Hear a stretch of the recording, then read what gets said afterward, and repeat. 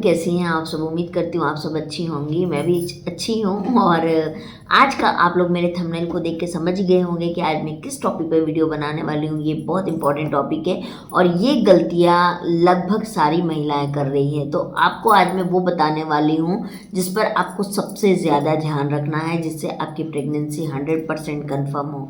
तो ऐसा करते हम लोग वीडियो को स्टार्ट कर लेते हैं।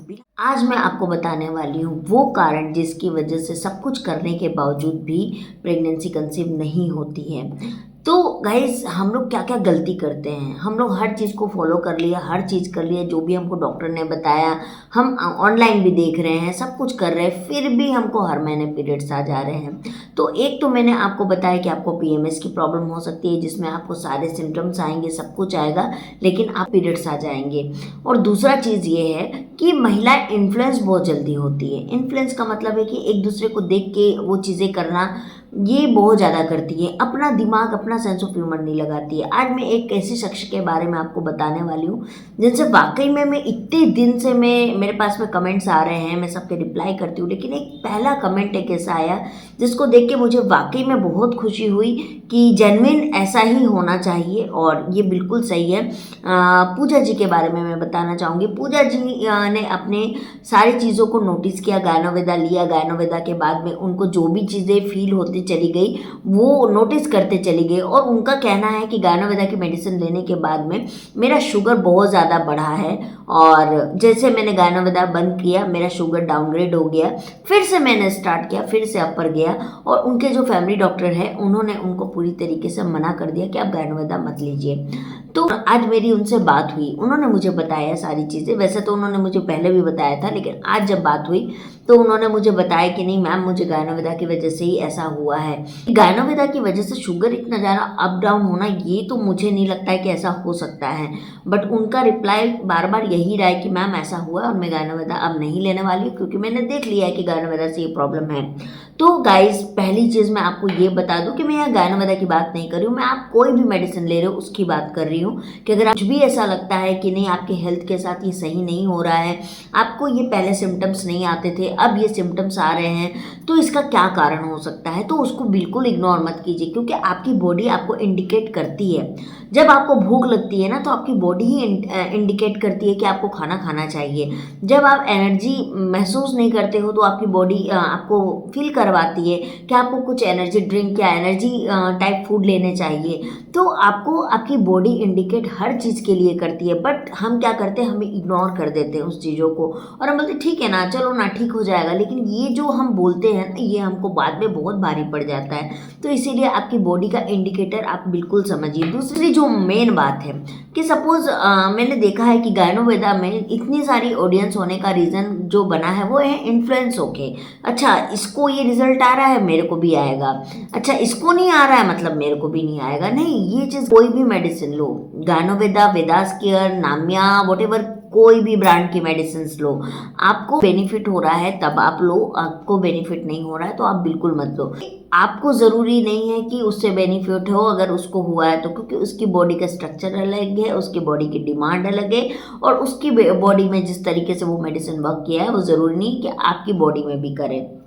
ऐसा बिल्कुल भी नहीं होता है। और तीसरी चीज़ मैं आपको एक बार ज़रूर बोलना चाहूँगी यहाँ पे कि आप ऑनलाइन में अगर किसी भी मेडिसिन को ले रहे हो या किसी भी डॉक्टर से आप बात कर रहे हो, आप ऑफलाइन में एक डॉक्टर ज़रूर रखिएगा जिनसे आपकी बातचीत हो। आप अल्ट्रासाउंड भी करवाओ, ब्लड टेस्ट भी करवाओ, तो ये सारी चीज़ों को दिखा पाओ। क्योंकि देखो, ऑनलाइन में क्या होता है ना कि हमको लोग बता रहे हैं कि ये चीज़ें हैं, ये चीज़ें हैं, लेकिन अगर आपके पास वो ट्रीटमेंट ऑफलाइन में मौजूद नहीं है तो आप भ्रमित हो जाएंगे, आपको मेन टाइम पे इसका आंसर नहीं मिलेगा।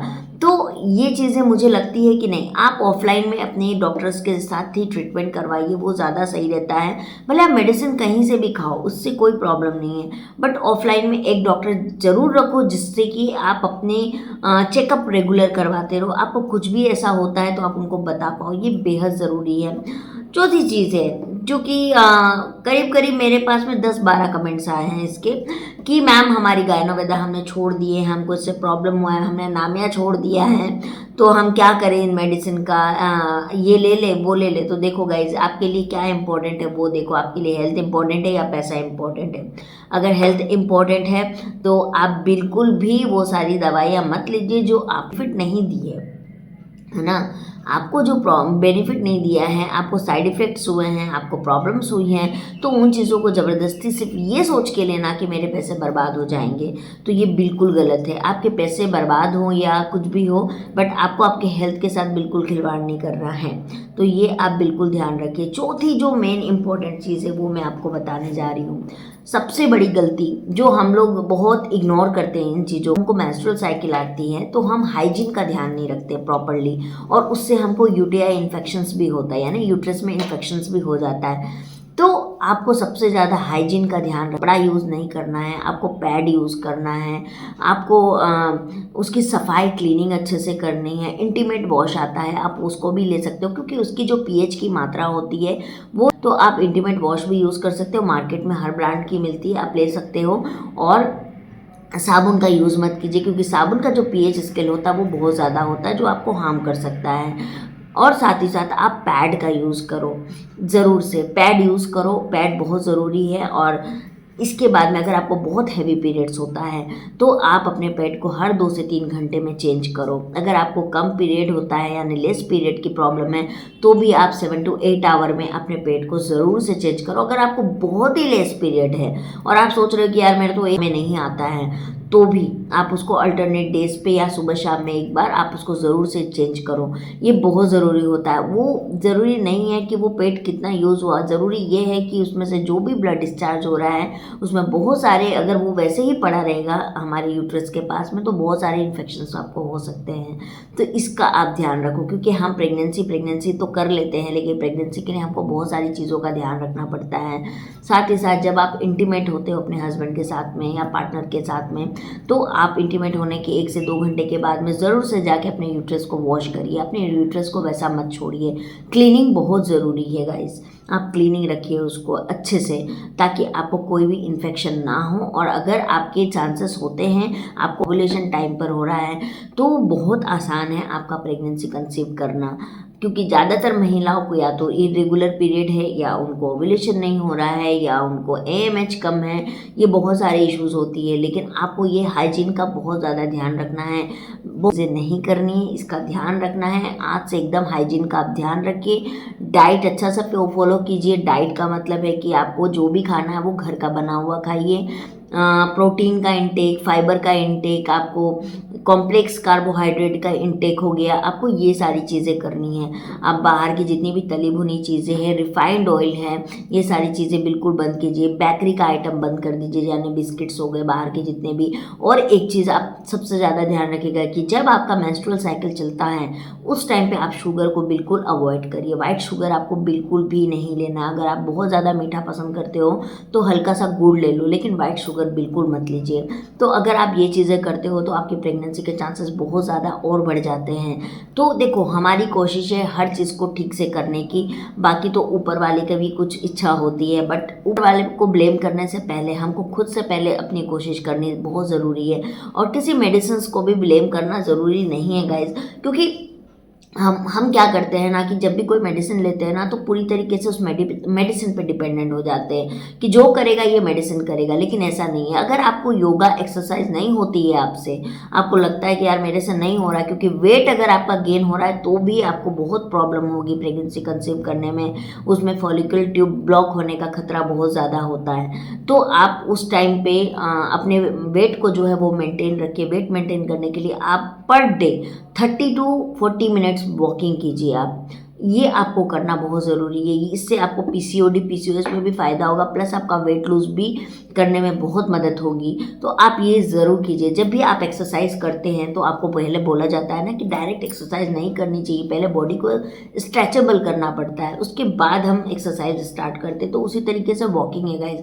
अगर आप वॉक कर रहे हो आपकी बॉडी खुलने लगेगी और उसके बाद में आप धीरे धीरे थोड़ा थोड़ा एक्सरसाइज कीजिए। कोई हैवी एक्सरसाइज करने की ज़रूरत नहीं है। और नेक्स्ट वीडियो में बहुत इंपॉर्टेंट इंपॉर्टेंट वीडियो लेके आने वाली हूँ। ओव्यूलेशन और इम्प्लांट के बीच में हमको कैसे रहना है, क्या क्या चीज़ करनी है, क्या क्या चीज़ें नहीं करनी है, बहुत सारी चीज़ें मैं आपको आगे बताने वाली हूँ। और मैं अब पूरी कोशिश कर रही हूँ कि मैं वीडियो की लेंथ थोड़ी छोटी करूँ ताकि आप लोग पूरी वीडियो को देखें। तो चलिए मैं मिलती हूँ आप लोगों से नेक्स्ट वीडियो में बहुत सारी अपडेट्स लेके और अच्छी अच्छी नॉलेज लेके मैं आऊँगी। अगर आपको मेरे वीडियो अच्छे लगते हैं तो प्लीज़ सब्सक्राइब कीजिएगा, लाइक कीजिएगा, शेयर कीजिएगा। और हाँ, अपने जो सुझाव है, आपके जो सुझाव है, आपको क्या लगता है, आप मुझसे खुल के बात कर सकती है। भी डाउट आते प्रेगनेंसी को लेके, बीमारियों को लेके, डिजीज़ को लेके, अगर आपके घर में छोटे बच्चे हैं उनसे रिलेटेड अगर कोई प्रॉब्लम है, बड़े बुजुर्ग हैं उनसे रिलेटेड कोई प्रॉब्लम है, आप मुझसे डेफिनेटली मुझसे बात कीजिए, मैं आपको ज़रूर आंसर करूँगी। सिर्फ हम प्रेगनेंसी पे बात नहीं करेंगे, हम हर तरह की प्रॉब्लम पर डिस्कस करेंगे और मेडिसिन रिव्यूज़ भी अच्छे से करेंगे। जो भी अच्छी मेडिसिन आएगी, जिस काफ़ी अच्छी होगी, रिव्यूज़ उसके अच्छे होंगे, तो डेफिनेटली मैं आप लोगों को बताने वाली हूँ। तो चलिए गाइस, मैं मिलती हूँ आप लोगों से नेक्स्ट वीडियो में, तब तक के लिए बाय बाय। नहीं तो मेरी बकबक तो ख़त्म ही नहीं होगी। बाय।